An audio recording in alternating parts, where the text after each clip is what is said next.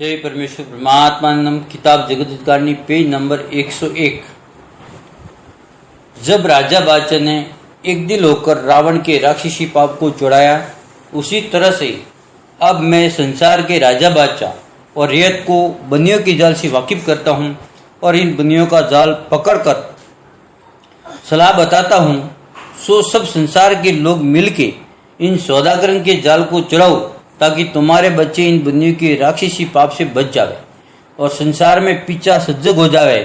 और कुल चीजें संसार में सजग की तरह से होने लगे कि जैसे पहले जमाने में होती थी, उसी तरह से अब भी होने लगे। सो जबकि सजग होगा तो चांदी सोने की खाने भी प्रकट हो जाएगी,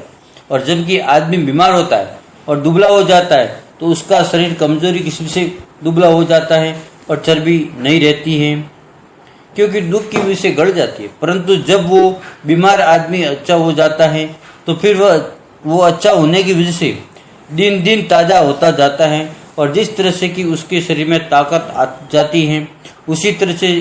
चर्बी भी बढ़ती जाती हैं। इससे बात समझने के लायक है, क्योंकि जिस तरह से अपने शरीर में कुल चीज़ें हैं और बढ़ती जाती है, उसी तरह से जमीन माता के शरीर में भी गोश्त, खून, हड्डी और चर्बी वगैरह है, जिसकी पहचान इस तरह से है कि जो पहाड़ है वो जमीन माता के शरीर के हाड़ है, और जो कि मिट्टी है वो जमीन माता के शरीर का गोश्त है, और जो कि चांदी चोने की खाने हैं वो जमीन माता के शरीर की चर्बी है, जो कि हरा पन्ना है वो पहाड़ों का रूप है। परंतु ये बनिए राक्षसी पाप से काल पड़ा है, जिससे जमीन माता दुख पा रही, जिससे जमीन माता की शरीर की चर्बी गल गई है और इसके शरीर की रोशनी भी जाती रही है। सो देखो भाई, जिस तरह से आदमी का शरीर बीमारी की शुरू से कमजोर हो जाता है और बदसूरत लगने लगता है, इसी तरह से जमीन माता का भी रंग बदल गया है कि जो कोई भी नहीं पहचान सकता है। और जमीन माता का शरीर तो मालिक ने अपनी कुदरत से और ही किस्म का और आदमी और जीव जंतु का स्वरूप और ही तरह का बनाया, और अलावा इसके झाड़ वनस्पति का स्वरूप और ही तरह का बनाया। सो भाई मेरे वो परमेश्वर ने अपनी कुदरत से सबके स्वरूप न्यारे न्यारे बनाए कि जो जमीन के ऊपर मौजूद है। सो तुम संसार तमाम जनजान के लोग इस बात का ख्याल दिल से रखना कि जिस दिन तुम तमाम जाने के लिए एक दिल होकर इन बनियों के जाल को चुराओगे, जब जमीन माता का शरीर तैयार हो जाएगा और पहाड़ा का जो स्वरूप है वो भी हीरा पन्ना की तरह से चमकने लगेगा। Page number 102। और हीरा पन्ना ये पहाड़ है, परंतु जब जमीन माता की बीमारी जाती रहेगी, जब कुल चीजें मेवा मिष्ठान वगैरह और चर्बी वगैरह सज्जे की तरह से होने लगेगी, जब ये जानना कि बनियों ने राक्षसी पाप जोड़ा है, नहीं तो ये बनिए अपने राक्षसी पाप से कुछ का कुछ सुझा के भुला देंगी, क्योंकि ये बनिए कुल पाप को नहीं छोड़ेंगे और तुमको थोड़ा राक्षसी पाप जोड़ के ये सुझा देंगे कि हमने राक्षसी पाप जोड़ दिया है। सो ये बात तुम अच्छी तरह से ख्याल करना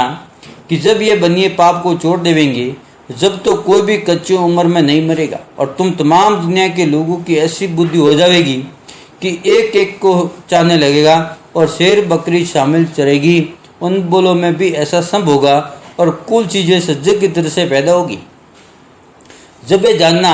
कि इन बनियों ने दुनिया के नाम का पाप जोड़ा है, और जो कि ये पाप कराते हैं वो लुप्त कराते हैं, अगर से जाहिरदारी में करें जब तो हर कोई इनके पाप को जोड़ा दे, परंतु गुप्ती पाप की वजह से किसी पर इनका पाप साफ साफ जाहिर नहीं होता है कि किस कदर पाप कराते हैं और कहाँ पर कराते हैं। इससे किसी से भी इनका पाप करना नहीं छोड़ा जाता है, परंतु इन बंदियों ने तो मुझको अपने राक्षसी पाप से रूबरू कल्पा है, इससे इनकी चोरी मालूम हुई है, और जिस कदर पाप से नुकसान हो रहा है वो मैं अपनी नजरों से देख रहा हूँ। इससे आप लोगों को इस लिखे ऊपर गौर फरमाना मुनासिब है कि मालिक के घर से तो सबकी उम्र पूरी दी हुई है, और इस जमाने में तो आदमी की उम्र 125 बरस की है। सो 125 बरस की उम्र मेरी भी है, और मेरा जन्म